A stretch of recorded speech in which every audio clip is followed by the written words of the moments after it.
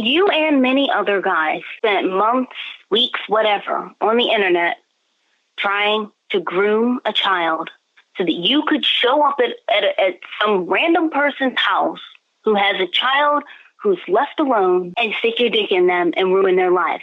That's what you guys had every intention of doing. That's what you guys did. And I want you to listen to me. I know what I did wrong, but I am pissed off about the shit that NBC purposely did wrong. Anybody that was involved in doing this thing actually should have been incarcerated. But they also wrote a dream, too. I wanted to make country music. Everybody knows I could have fucking made it. Why are you talking that angel like that, dog? Shut up, you stupid fucking piece of shit! What happened to you? I think I should go to counseling to get off the internet. I gotta do some things I can't do that. Let it go on. Well, there's something I gotta tell you. I'm Chris Hansen with Dayline NBC, and we're doing a story on this. I don't know why you keep fucking harping on Dayline, Because it's one of the things that you... They did not have a right. Don't tell me they had a right. Dayline did it for ratings. One thing, Chris Hansen would be down anyway. You like a sissy ass like Xavier. Who is? He actually reminds me of Lorne. They're both about the same size. See, this is about the search of my truck. Search of my truck, they already did the search of my truck at the Sting House without my consent. Perverted justice hacked into my computer.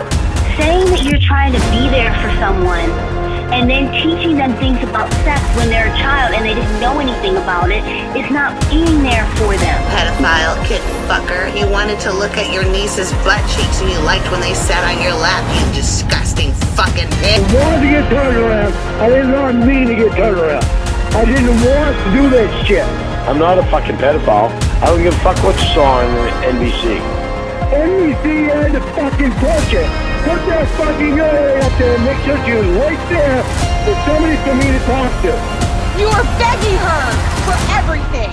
She never asked you.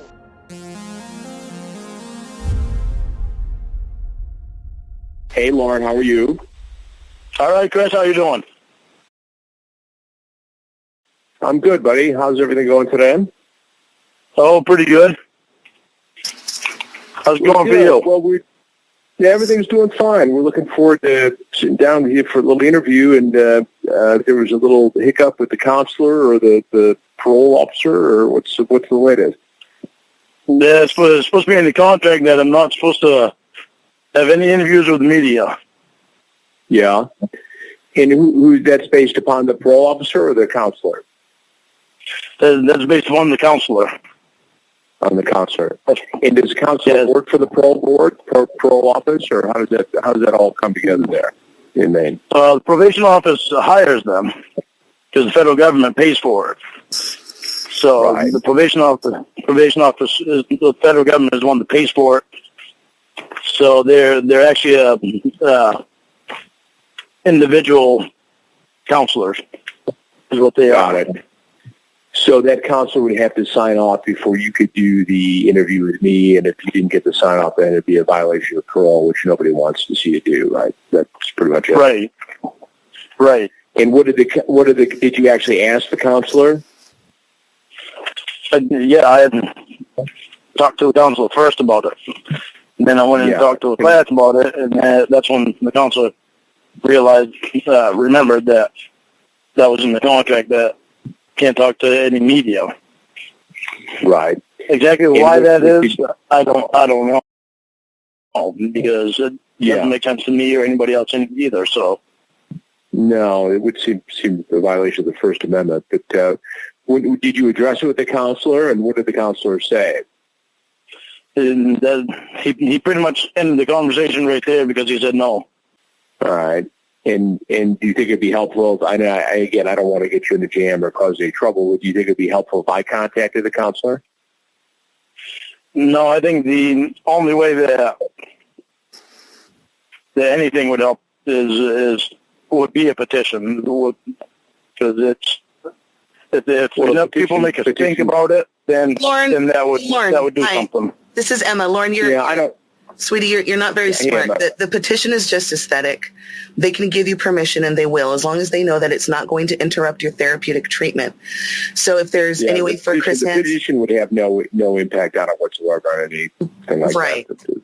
Right, and pardon me for just butting in, but this is Emma.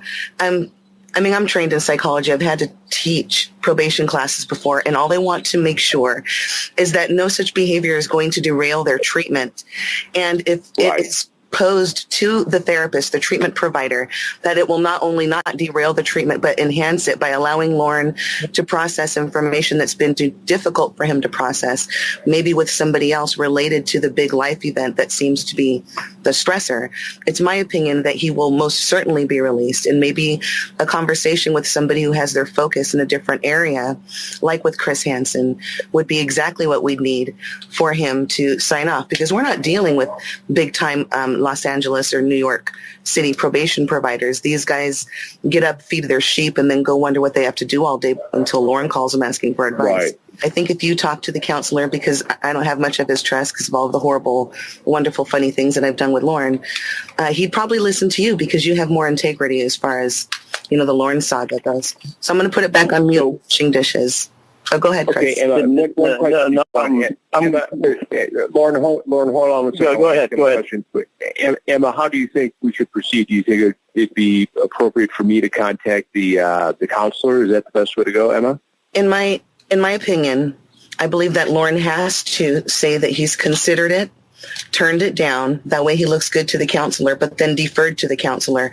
So Lorne, I would recommend, so that Chris Hansen's call isn't an out of the blue shock to the counselor, that you just leave them a short message informing them that they should expect a phone call from somebody who wants to talk about the boundaries of your release, because you certainly don't want to get in trouble for this. And it's my opinion that after that phone call and message is confirmed to have been received, that then Chris Hansen can reach out. And that's just how I would go about it. Right. Okay, I'm going to speak my mind here on what I'm saying. I'm not going to blow anybody's head up. I know my counselor, and I know my probation officer. Don't expect for them to let anything go just because you have celebrity status. They don't do that. They can't do that because that's their job. Lorne, let me talk for 1 second here. I think, and Emma, correct me if you think I'm wrong, I think two things have to happen. One, Lorne, you have to want to do it, and you have to express that to the counselor and the probation officer. Two, I think Emma's right that I need to reach out to them and say, look, this is a legitimate thing. This is a project we're working on, and we're talking to Lorne and others to see where they are and how they've come along and where their lives are today and how they're coping with it all and whatever else they want to talk about. But I think Lorne has to express that he truly wants to do it, and this will be beneficial to him, to the counselor and probation officer, whomever else, and then I can pick it up from there and try to get them to approve it. But Lorne, you gotta be solid with the fact that you want to do it, number one, and two, you have to let them know that this is something you want to do and it'll be helpful to you, and then I can follow up from there. I'm in agreement with that. And also, Lorne, I wasn't suggesting that because they're corn-pone simpletons, and they're not, in my opinion, that the celebrity status would sway them. It was my suggestion that they don't really have a whole lot of huge stuff going on. And when somebody with integrity, journalistic integrity, contacts them, it's more than just some troll on the internet sending you pictures of other people. And you and I had a rough start. This is somebody who's never done a bait and switch. Chris Hansen's smart, and he knows what should be said. And I've worked as a counselor in that capacity before with probationees. Okay, I'm playing devil's advocate because of the fact that I know what's on their mind. And the thing with the internet is on their mind. All these people that, for some screwed up reason, is obsessed with me, and it doesn't make sense. They're trying to get me away from that. I understand that, and I guess this is. And I understand exactly what you're saying. It is kind of weird that they latched on. I mean, obviously, this show became what it became, and the people involved in some, owners of the internet have become somewhat iconic, and for whatever reason, I mean, let's just be honest, for whatever reason, Lorne, a lot of people have, attached themselves to you with a high level of interest. Now, I think, just stepping away from my realistic role here, and obviously there's some value because people will want to hear what you have to say. But I also think that it's a way to for you to say, hey, I'm a regular guy who got myself in a bad situation, and here's what I've done to rectify it, and here's how I live my life today. And I think by putting a voice and a face on something like this, it can be helpful. But ultimately, you've got to be comfortable with it, and you've got to decide that this is what you want to do. I mean, there's a lot of the guys are going to want to do it. I'm not saying that anybody is more or less interesting than anybody else. And I'm going to take the same approach with each and every one of them, which is, partially where are they today? How have people changed their lives? Are they angry at the situation? Do they blame other people? Do they accept? It's just, I think it's fascinating to see where folks are today. And it'll be, just as there's a reason why during the investigations, the vast majority of people talk to me is the same reason. It's the same way I'm going to conduct myself in these interviews, which is, I just want to hear what you have to say. I'm not passing judgment. I'm not going to make a public execution on anything. It's a conversation, and it does me no good to beat somebody up in an interview. I want to know what's going on, where you're at, what you're doing, how you got there, and how you got back. Lorne, if you're comfortable with it, I think Emma's right. You should reach back out to the counselor and the probation officer. Say, look, I've had this discussion. I know the rules. I'm clear on those. But it is something I would like to do. I think it would be good and therapeutic for me. And, Chris Hansen is going to contact you, and that's how I feel about it. And you can make the decision you're going to make. Okay. I'm not suggesting we go around them. I'm not suggesting that we muscle them. I just make the approach and confirm with them that it is, in fact, me, that I'm going to be the one doing the interview, that I have editorial control over it, and that will be done in a respectful way. Okay, if I decide to do this, then I'm going to need a favor from you, Chris, because you're going to have to get a hold of Xavier Varner, because I've had word that he has copied my book and given it away online for free. Get a hold of who?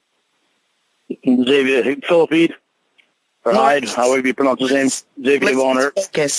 Let's focus. Xavier Von Erck is somebody that Lorne feels is doing stuff to him online.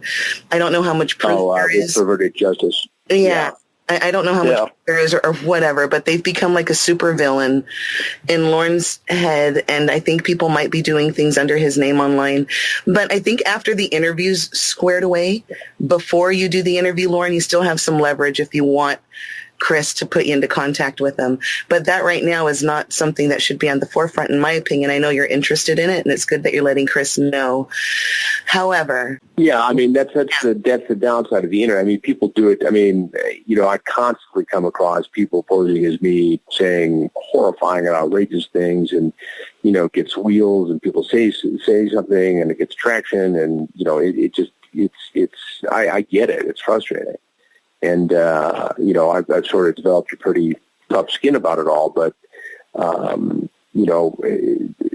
when somebody poses as you and does something or says something, it's not a good feeling. And I know it because it's happened to me, Lorne. I get it. And that's something we can talk about during the interview, too. Now, I haven't talked to Xavier in a while, and perverted justice isn't, really, they're not doing that work anymore. But I can certainly... reach out. I doubt. I mean, I just don't, having had some dealings with him and having met him over the years, I don't see that as something he would do. But I'm happy to look into it. It just doesn't, that would help. As far as I know, as far as I know, that it doesn't sound like his MO, honestly. I mean, I just don't know what to get out of that. I've heard a lot of different things about him and pulled up a lot of things. I know. And he about him. targeted wrongly. I mean, it's again, it's the nature of the internet, and people say stuff about him and other folks all the time, and it's they have no filter. See, I had 5 years of incarceration to be able to do all this research, and I know a lot about him. Yeah. Well, but I'm happy to give that a shot. And again, if he's really doing it is one question, and why don't you, Lorne, reach out to the parole officer and the counselor tomorrow, or whatever is appropriate, and then let's get back with Emma, and we can all get in contact again, and then I can reach out to them and have a conversation and try to make this work. Yeah. And again, this is a conversation, Lorne. It's not a, it's not a 2-minute thing where you got to spit everything out in a short period of time. It's a done conversation. So there's nothing to ambush. I mean, and I wouldn't, if I wanted to ambush you, I would have tracked you down 2 years ago and done it on the street anywhere I wanted. Yeah, I don't think there's many people do that. Well, you know what I'm saying. I know what you're saying. All right, so Lorne, you do that. Emma, thank you for being on the line. All right, thanks. Thank you, everyone. All right, guys, good to chat. Have a good Sunday, and we'll